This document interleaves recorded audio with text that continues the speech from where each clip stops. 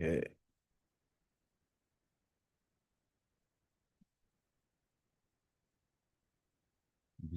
Okay. All right. All right. We are going. All right. The live stream is now working. Again, let me just make sure everything is working now. Again. Yep. We are live there. Let me just check to make sure that we are live on Instagram as well. Again, we are live now on Instagram. Right. Malika Todo. And we're on YouTube as well. All right, Bipa. Okay. All right. Hafade todos amzugueno hudzung estigi nuevo episode Fanatsu. Again, this is a new episode of Fanatsu. Guahui host Midzu Tatlu, si Michael Luhan Bavakwa. And one of the things that I am proud of for the Fanatsu podcast, which is 9 years going strong, next year will be 10 years for Fanatsu, is that Fanachu has always been a place for solidarity conversations between the U.S. territories. Now, the U.S. territories are spread out across in different oceans, different ends of the American empire. And there's not a lot of media that regularly connects what's happening in the CNMI, the U.S. Virgin Islands, Puerto Rico, American Samoa, and Guam. But over the years, the Fanatsu podcast has been a place where every year we try to invite people from the Virgin Islands, the CNMI, Guam, Puerto Rico, American Samoa, and so on to talk about what is happening in their different corners of the American empire. And people have told me that for those who want to try to make connections between all of these different parts of the insular empire, it's very difficult because media often segments, they connect the Marianas together, they might connect parts of the Caribbean together. American Samoa is often on its own, but they don't often connect all of them together. In the diaspora, they might make the connections. But for those in the islands, it's often difficult because they're so far apart.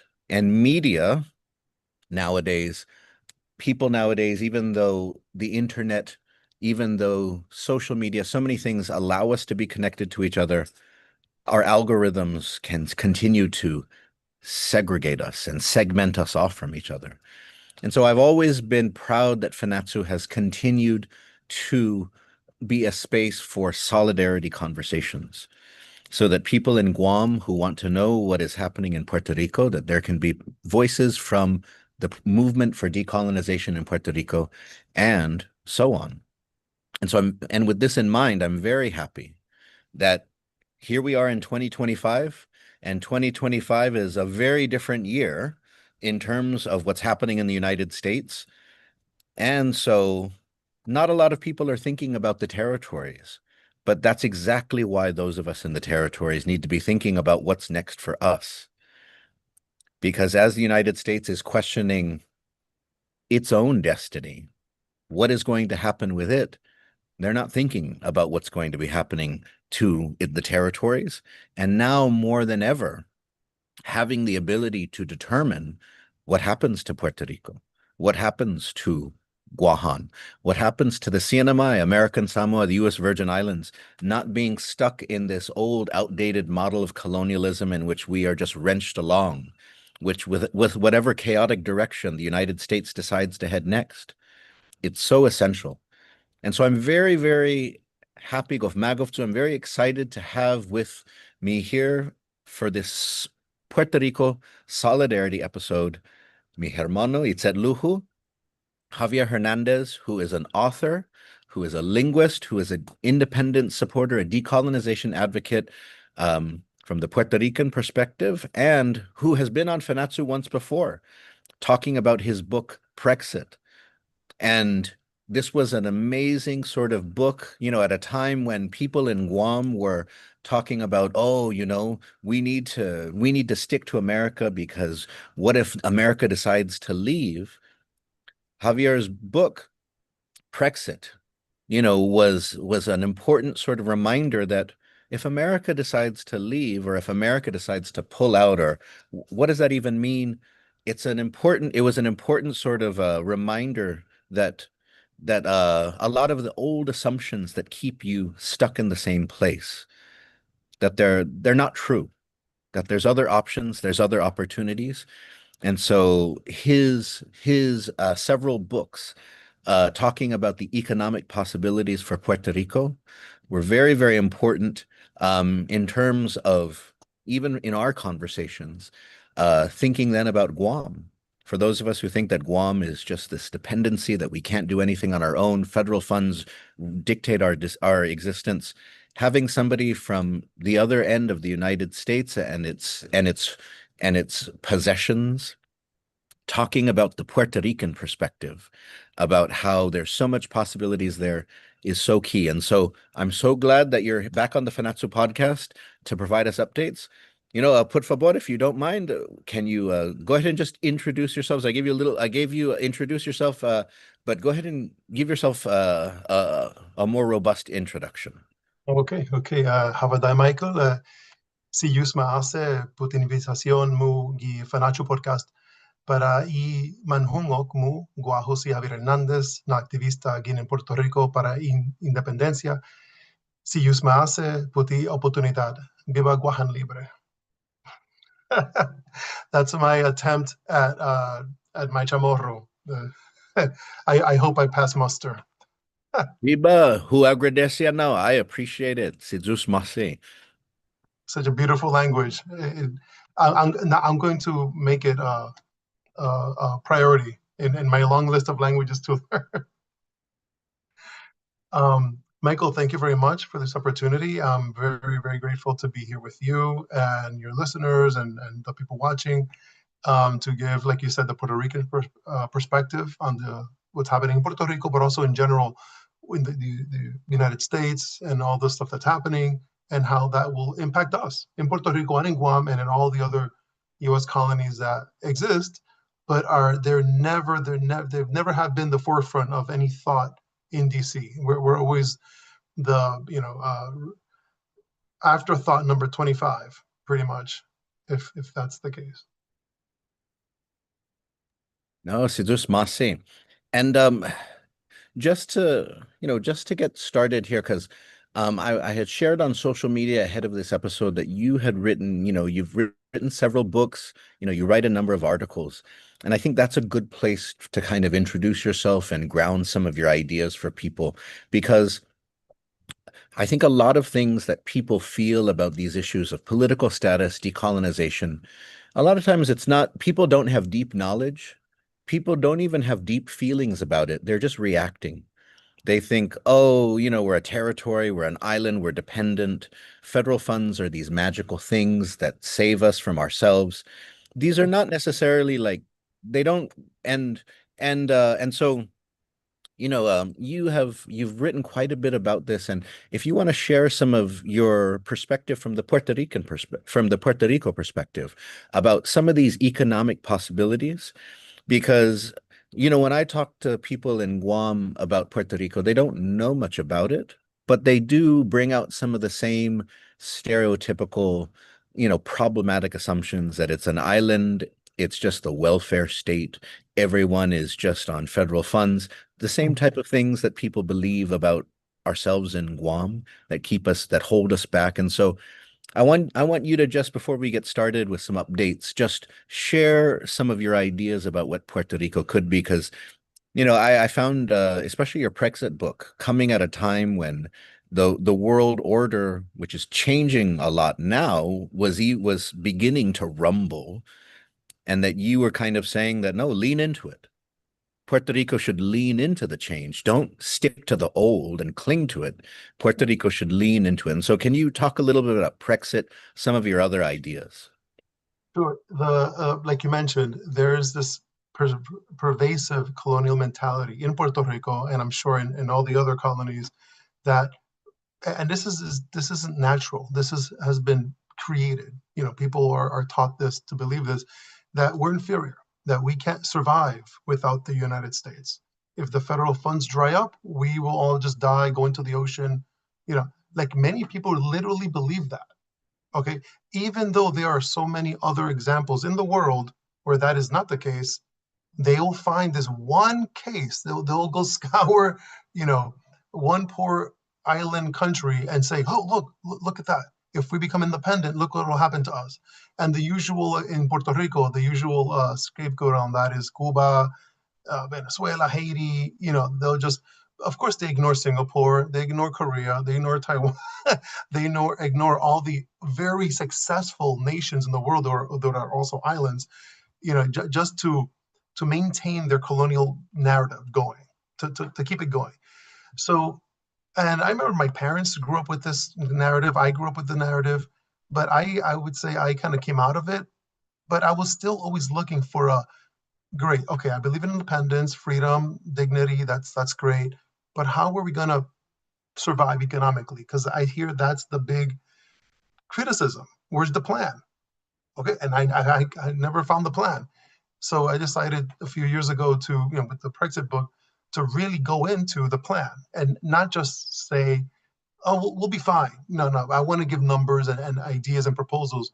So Brexit came about as a way to give Puerto Ricans a way to imagine their future, not just say, "Well, don't worry, we'll be fine."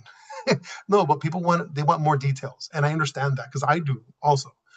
So I took a few years of research study, but basically I found a way and explained in the book how Puerto Rico, without being a colony, without being a U.S. state, can not just survive, not just like cobble by, but can be a prosperous, very rich, wealthy nation, and not depend at all on federal funds. We would have our own national funds that we can develop our economy, be part of the world economy, not wait for dictates for whoever said something in DC, how that'll impact us.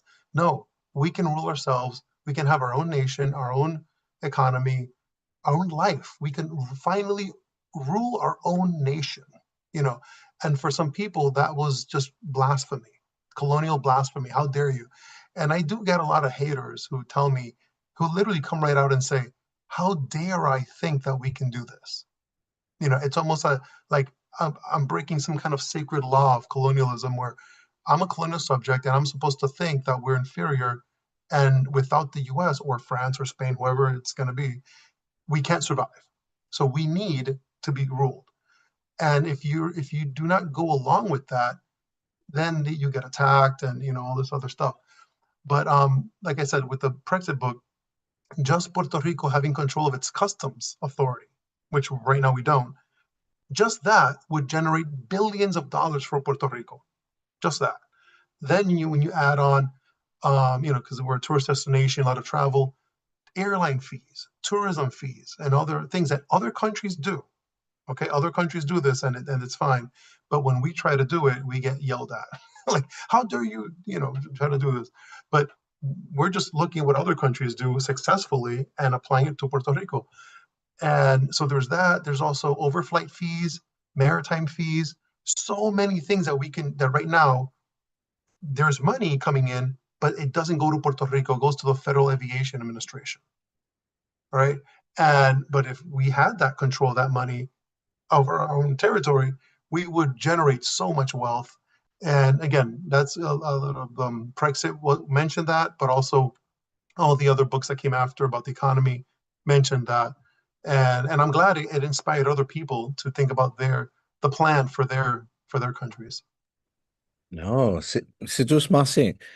Thank you for I think recently there was on Guam, one of our local senators organized a series of 5 town halls in different villages. And the attendance for these town halls was sometimes there was 30 people, sometimes there was 50 people, but there hadn't been any sort of public forums like this in a few years. Before the pandemic, there was a lot more energy around these issues. After the pandemic, there's still been education, there's still been outreach, but you can definitely see a shift. But one of the things, though, that I noticed is that more and more people were not as, at least for the Guam side, were not as afraid of independence as they had been in the past, but were very interested in some sort of plan and so I can definitely And it was very interesting because one of the things that I found to be very fascinating, and I'm eager to hear updates about sort of how the Trump administration is kind of changing the nature of things in Puerto Rico, the conversation about the future and the present, the political status quo. Because, of course, on Guam, we're outside the custom zones for the United States. So now, when you're mailing things to the United States, you have to pay tariffs now. You have to pay a customs fee to mail things to the United States because of the removal of the de minimis exemption and all these things. So the United States is collecting this extra tax. So the types of things that you were talking about that Puerto Rico could basically make money on. Now the Trump administration is making money, billions of dollars on those sorts of fees on people in the United States and its territories on that. But what was interesting is that people were making those connections in these meetings. They were thinking about how there's everything is more expensive and how there's all these extra fees, and people were more open to change because everything is so chaotic from the United States nowadays. That the United States used to be this aura, this symbol of stability, the shining, stable mansion on the hill that you were supposed to aspire to. And now it's like this tweet storm. It's like this thing that's crazy. There's all this craziness streaming down the hill, and you don't know what's going to hit you. And everything is getting more expensive. And then, and so people were connecting and thinking, would we have to do this if we were more independent? And it was leading people in these town halls, much to the surprise of people who came who thought that everyone would support status quo or who thought that everyone would support statehood, that there was a lot of people in these meetings who were much more interested in less US control because there is this perception that the US interference and the reduction of US funds under the Trump administration, Mhm. it isn't what it, as they say in English, it's not what it's cracked up to be anymore. Yeah. And so I am eager to hear now from the Puerto Rican perspective, kind of how has changes in federal policy, how is what's going on your side of the empire? What's been happening over there? Because what I'm seeing, of course, is there's a lot of uncertainty, but some people are also understanding the situation as more opportunity for or a need for greater sovereignty. Like with all that's happening over there, maybe we need to be able to look out for ourselves. And so how it's a big question, but so what's going on the other side? Yeah, I mean, yeah, it's a big question, but it's a question that I would love to answer. Yes, because of all the policies, good or bad, but they look very crisis-like, right? One day it's this, one day it's that. There's a lot of mayhem, political instability. There are many people in Puerto Rico who are beginning to realize, wow, we're not, this is not good. This is not good.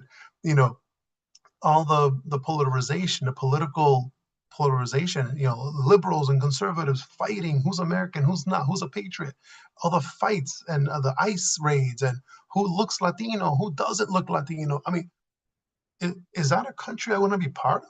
No.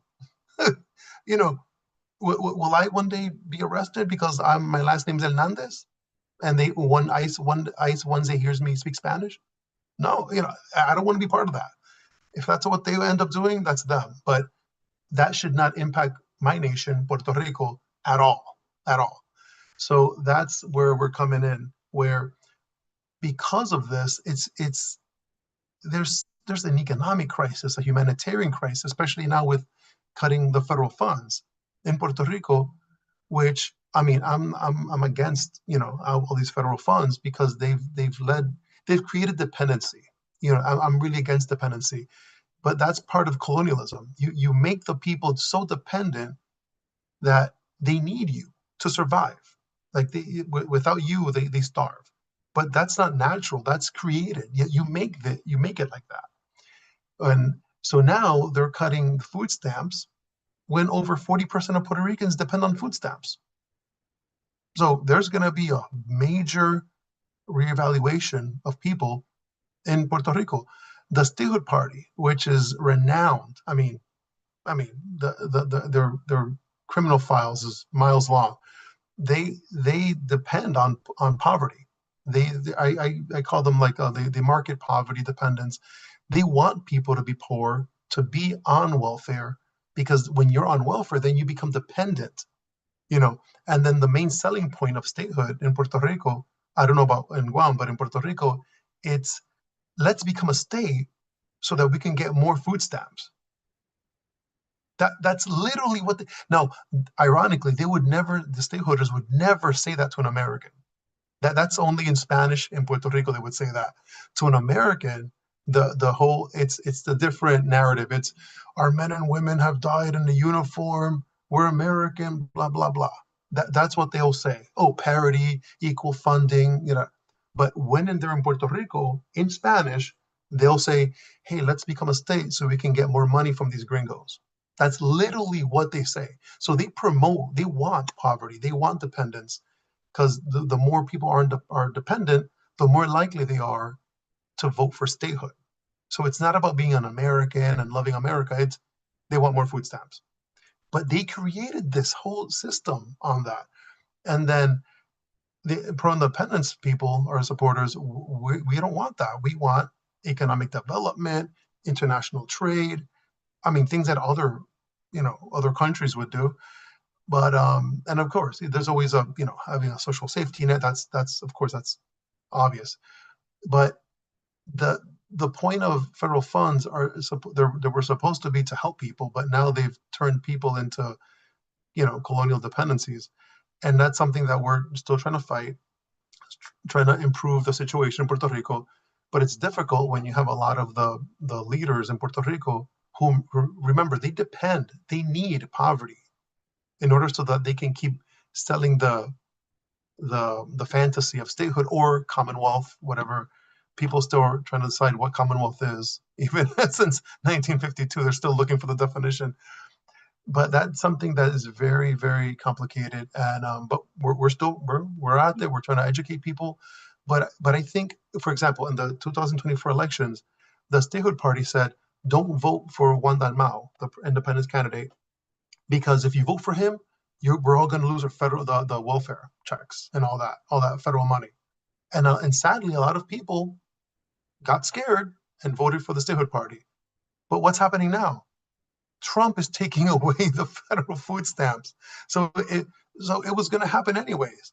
But now we're left with people in charge who don't have a plan B, a plan C, D, E, in anything. Their only plan is just beg Congress for more money. That's literally their plan. They have no other way or reason.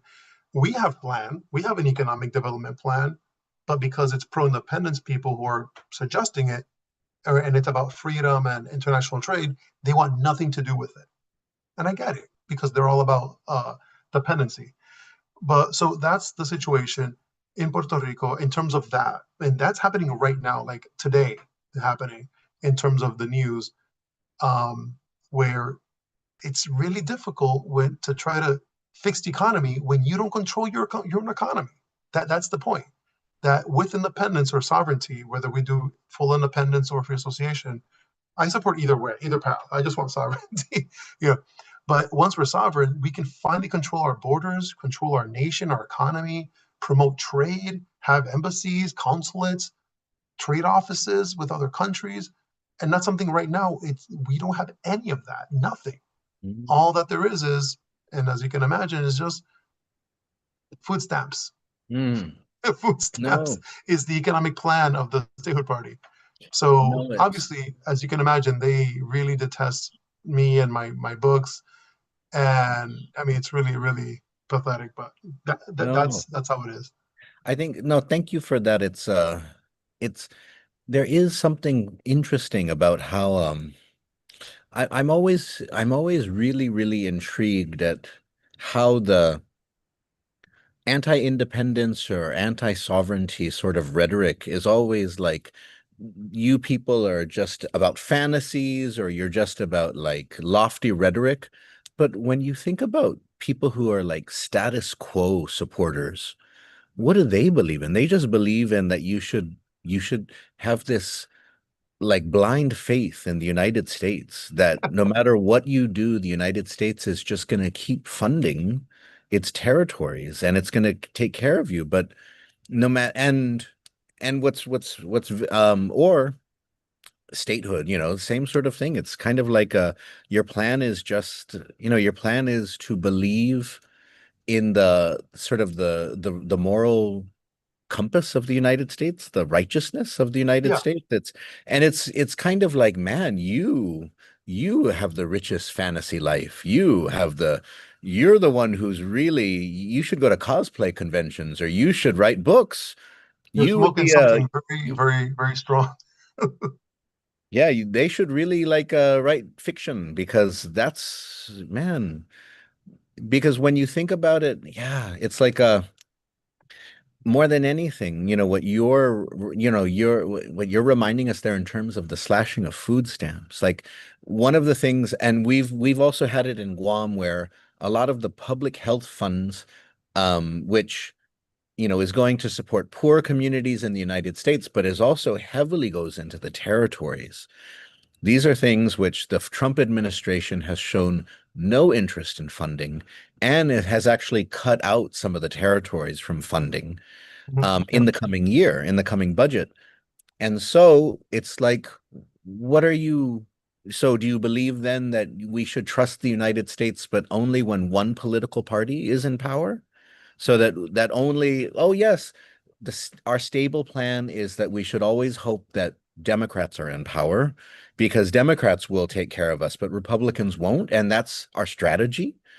I mean, no, you can't. So, but we're being given a huge reminder right now that status quo and statehood, these are huge fantasies. major, These are major huge, massive fantasies. fantasies. And like, but status quo is just a fantasy which is propped up by all this colonial legacy. You're Yeah, primed to believe it. You're supposed to believe it. There's a lot of history that pushes you to believe it, and it's easier to yeah, accept it. But there's all this reality crashing down around us that is just a reminder that you need to wake up. Like yeah. You need to the wake up now. Yeah, oh man, yeah. And so I want to hear more. I mean, because especially, we do know, of course, that there's these cuts in federal funds, the things that are meant to keep us dependent. But do you see opportunities in the new administration with the Republicans just because, for better or for worse, yeah. Republicans are not interested in maintaining the same status quo that that previous administrations have? And so have you seen any changes? The main change has been that Republicans, and I even go all the way up to President Trump, because he has literally said this, that statehood is harmful to the United States. Like he's literally said that, not me conjecturing or no, no. He's literally like 2 or 3 days ago, he literally said that Puerto Rico statehood would be harmful. So when the president himself is saying that, that's good for us. That's good. And that shows that even at the highest levels, they recognize that statehood would be a mess. Now, for their own reasons, for our reasons, it would be a disaster for our nation, our existence, obviously economically, freedom, all that. But for the U.S., they don't see that. They see it on, and I get it. They see it on their interest and their perspective. Why would we? I mean, why would the U.S. want to annex a poor, dependent colonial Spanish-speaking brown colony when they're having right now a lot of culture wars in the United States. English is the language, this and that. Don't speak Spanish. So when you're having those types of battles, why would you want to then annex a Latin American country? Exactly. So many are beginning to understand that. I mean, we've been telling this for a long time, but now finally, some American politicians are beginning to open their eyes and realize this. Okay, the Commonwealth, to maintain the corrupt bankrupt Commonwealth as it is, it costs the US about $40 billion a year. Okay. So it's to maintain a corrupt colony costs you $40 billion. Okay. If you make it a state with the increase, when the approximate increase of federal funding to maintain the level of poverty, it's going to be 50 billion. Okay. With independence, and this is what our recent economic plan that we, you know, came out with, and a draft executive order for Trump and the administration to consider. And it wasn't like this is it to sign, but to consider. We had economists help us with this plan. It basically said that if the U.S. gave Puerto Rico independence now, in the long term, the U.S. would save over $617 billion. That sounds great. So the Americans like to hear that. And sadly, the arguments for independence about the morality, the, our people's, you know, right for self-determination, they don't care. And I realized they don't care at all. But when you talk about money, now they care. Now that's what they care about. So when you focus on how much they're spending and wasting in to maintain colonialism, that's when they get really pissed off. You know, with all the poverty in the US and all the problems in the US, why are they sending $50 billion or 40 to a bankrupt colony? Exactly. So Hmm. we're getting a lot more traction now. Um, Many times we do, you know, like meetings. We don't tell obviously the press at all. We have these, you know, we're very discreet with meetings with Republicans and Democrats. We're still, you know, doing meetings. It's pretty good. And we're just right now educating. And we even had a Republican representative even now support independence. So that's big. And we're doing this just through grit, just making this happen, doing the work. You know, we don't have millions of dollars like the stateholders, and they have lobbyists and to try to push their narrative. But then that even shows you, even with millions and millions that they've invested in to push their statehood narrative, they're losing. They already lost. The president of the United States 3 days ago said that statehood would be harmful to the U.S. I mean, I don't think you can recover from that. It's basically a, all right, close up shop and go home moment, you know, for them. But again, some people, remember, they live off this colonial process. So they're coming up with a, you know, no, but that's not what Trump meant. No, this is what he really meant, you know, and trying to come up with different ways to, you know, like trying to read the tea leaves. So Hmm. it benefits there, or the Ouija board, so it benefits you a little bit. But Mm. yeah, so that's what's going on. We see a lot of progress in that arena, in that forum. So that's something that we're still working on, and we're hitting it hard. Nice. No, you know, there was, I think one of the points that you made there, which I think is very important, is, you know, in this movement for decolonization, we always have to remember that there's the arguments for ourselves and then there's the arguments to the colonizer. Yep. And I think sometimes people, including people who are bad actors, and I'm thinking of some people locally, people who enter into the conversation but may not want any change, may not want to, because one of the things, for example, that people here locally sometimes argue who don't want this to move ahead is they say that we need to follow everything that the federal government ever tells us to make this happen. So if they want status quo on the ballot, we need to put status quo on the ballot. Or if the federal court said that we have to vote and allow everyone to vote in it, then we have to do that. Everything that the federal court says or the federal government says, we have to do it.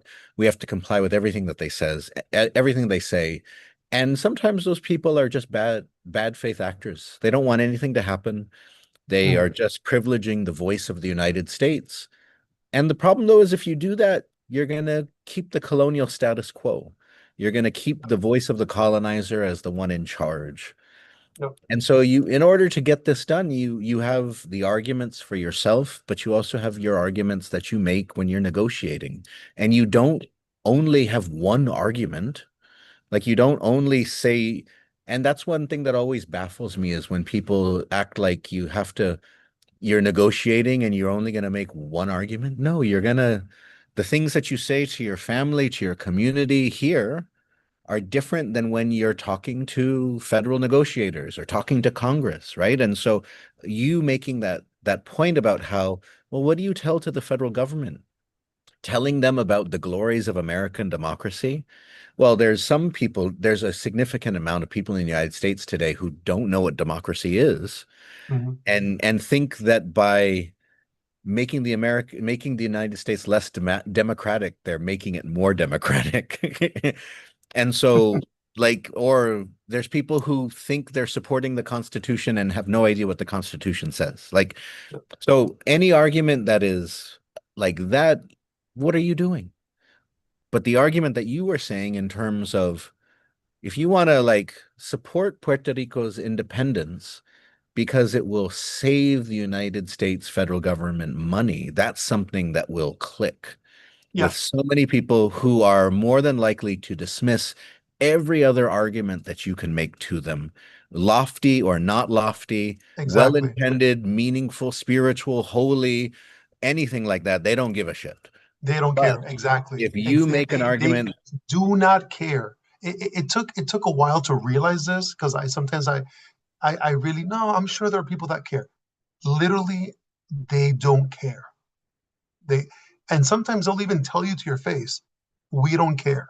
And it takes a lot of, you know, to keep talking with these people when they just told you that they don't care about you or Puerto Rico at all.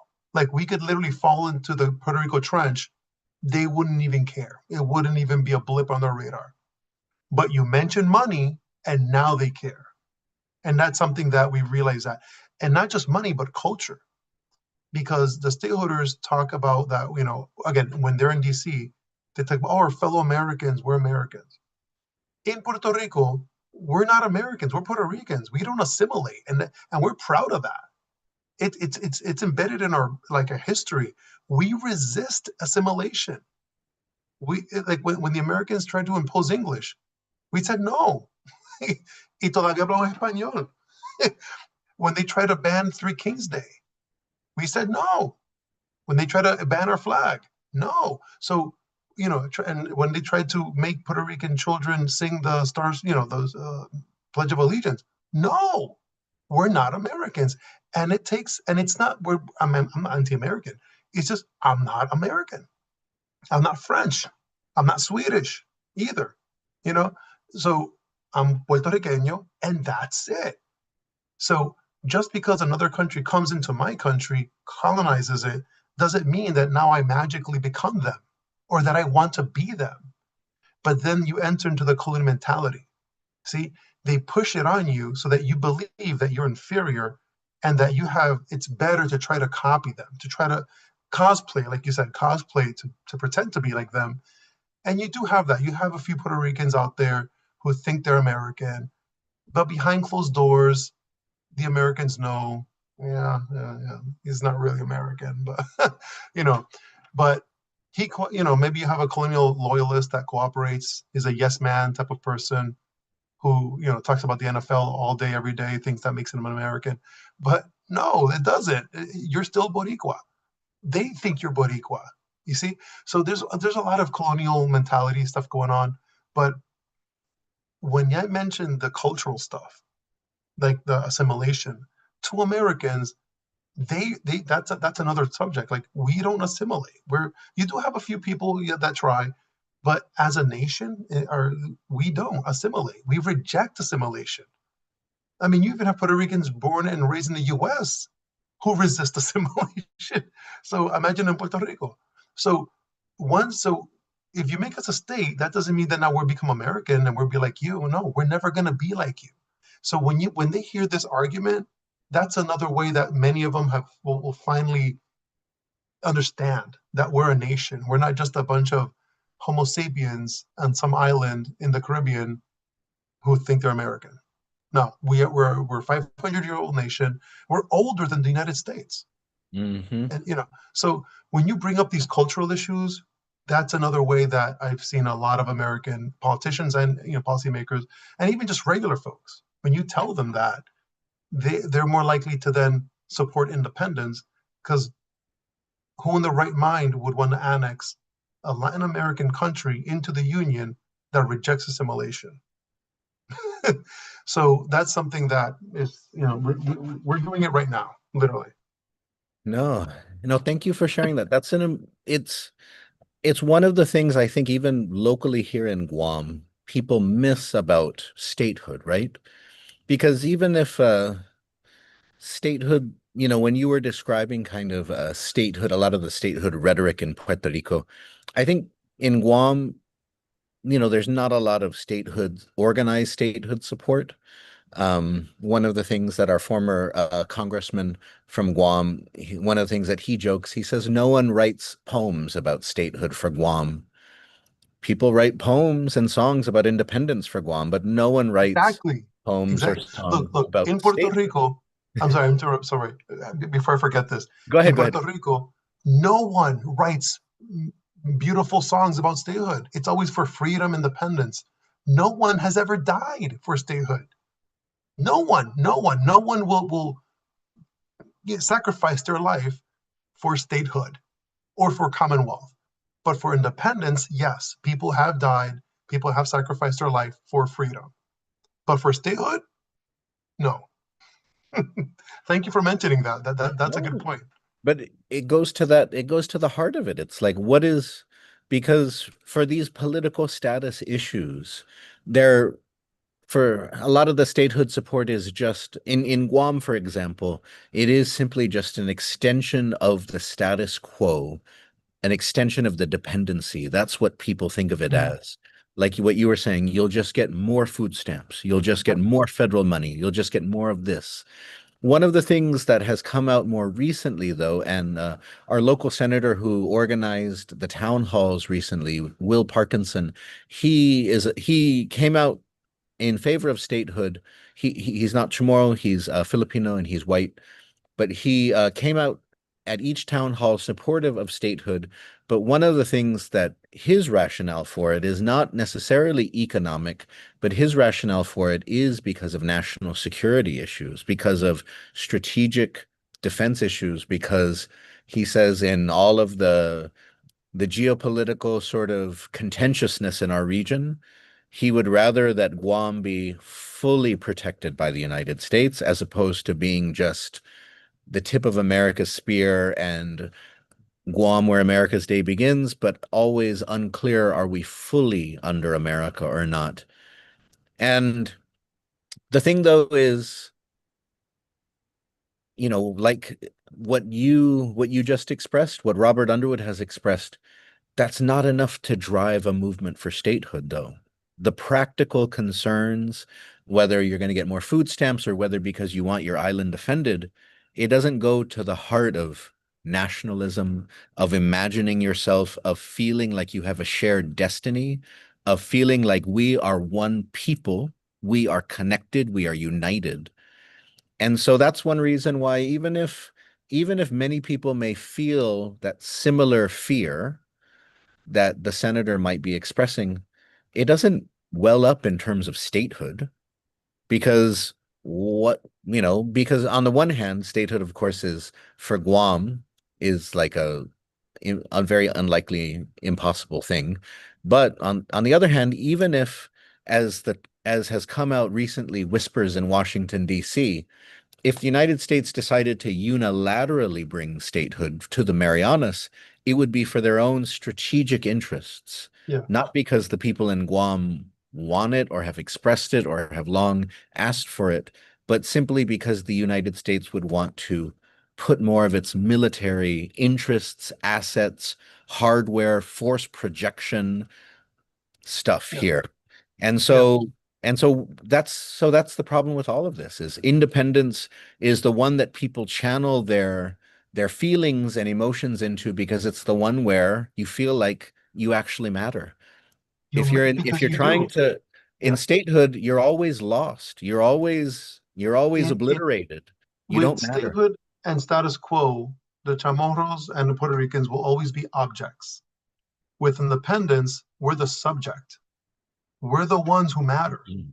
We're the foundation of democracy when you're independent. You are. You're people. Right now, like literally, and I'm not even, it sounds hilarious, but this can literally happen. Right now, the US can take Guam and sell it to another country. They just see you, and they can do that to Puerto Rico. They can take Guam and Puerto Rico like a combo pack and sell it to France, and they wouldn't even have to tell us. They can just do it, backroom deals, money changes hands, whatever. People sign papers, boom, and we would find out the next day. Oh, now we belong to France because No. we don't matter. The people don't matter. It's all their geopolitical interests. They don't care about the actual people. So one of the things again with that made statehood more very unlikely in Puerto Rico is the nationalism. We never stopped being Puerto Riqueño, and we're proud of our flag, our nation, our culture. So that protected us from Americanization. Believe me, they tried. They tried a lot. They even imported American teachers to Puerto Rico, and they all left because they failed miserably in trying to assimilate us.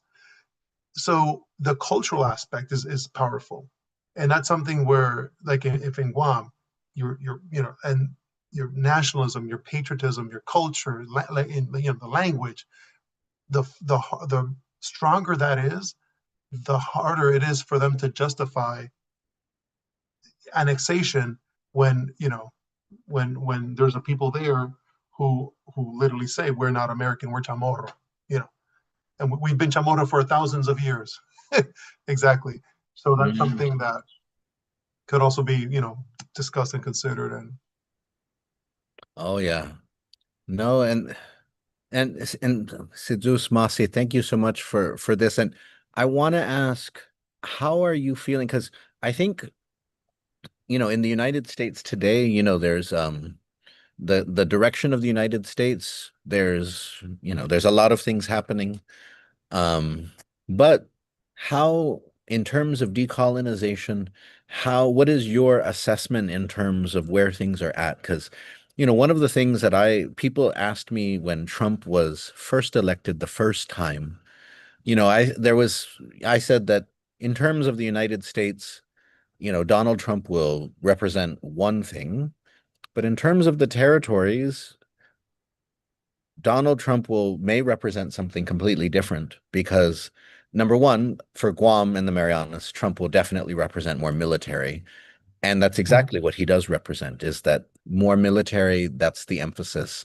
So far less funds come in for social programs, education programs, cultural programs for sure, but more money comes into the Marianas for military construction, military Yeah, projects, military forces. But I also said, though, that one of the things that you'll find with Trump is that the bureaucracy of the empire is different. The bureaucracy doesn't really understand, it doesn't have a mind of its own. The bureaucracy just maintains itself. And so Puerto Rico, Guam, we all have to be maintained where we are. So why is it that status quo has to be on our plebiscites? Well, because the bureaucracy just wants to keep things the way it is. The federal government just wants to keep us where we are because it's going to be a big deal if Puerto Rico becomes independent. It's going to it be a would be a big big deal deal. if Puerto Rico becomes anything different. Yeah, Same thing with Guam. If Guam becomes independent or anything different, it's it going to would be a big change deal. things. Yeah. And Actually, you know so what? keep things The the the same. the, the recent news of Governor Lu Leon Guerrero, her recent comments about Micronesia, and that has circulated in Puerto Rico. And Uh-huh. people are like, really, Micronesia? Yes, Guam talking about Micronesia, envious of the independence, things that they can do and not do. Because it's because we think the same thing. We see countries around us, like Antigua, Barbuda, Barbados, little countries having these international relations that we can only dream of. We can't do any of that. You know, so we see little countries having this big impact in the Caribbean and in Latin America and other places, and we're just sitting by watching on the fence. hoping one day we can be free so we It's can have international relations and grow our economy and uh, be ourselves in the world and not be chained to some other country. it's You so know, yeah, so sad. But one of the things is Trump is somebody where, and we see it every day. You go to him, you offer him the right deal, yeah, and you reach him, at the right point before he has his bucket of KFC. yeah. And maybe he Who tells knows? everyone, you know what, Puerto Rico, we don't need it. Let's get rid of it. Let's give it away. And so how are you seeing things in terms, what is your assessment about the future? Are you seeing possibilities? Are you finding Yeah. what's your assessment? There are possibilities, and right now, that's a direction that we're going. That a group of independent supporters were going down that route, and as of right now, it's going good. But we're reaching out to speak different, administration people, meetings. But I also believe that if we can reach certain people in the administration and convince them that this is the best for the U.S. I mean, not us. They don't care about us. This is the best thing for them and for the U.S. and money and privilege and power. Da, da, da, then they're more likely to accept it and go along with it. And and that's even with there's like recent remilitarization in Puerto Rico with the Venezuela situation, and or that's a whole other podcast. But there is some, but there's also a lot of Republicans saying, "What are we doing with this place? What are we doing with this faraway Puerto Rico that keeps asking for money every 2 seconds?" It's like, what are we doing? Basically, we've become a problem. And what me and others are doing are reminding certain Americans how much of a problem we are so that they don't forget how much of a problem we are. We're an expensive problem for them. And once they realize that, then they're more likely to make deals, you know, as anyone would. And that's a direction that we're a group of, I can't speak for the entire independence movement, but the group of us are heading down that direction because we do see an opening. There is an opening, and we're heading right down it. And it's opening up. It's opening up. Good conversations are happening. But of course, you can imagine anything we do is the statehood people are going to be very on top of that, try to nullify what we're doing and whatever.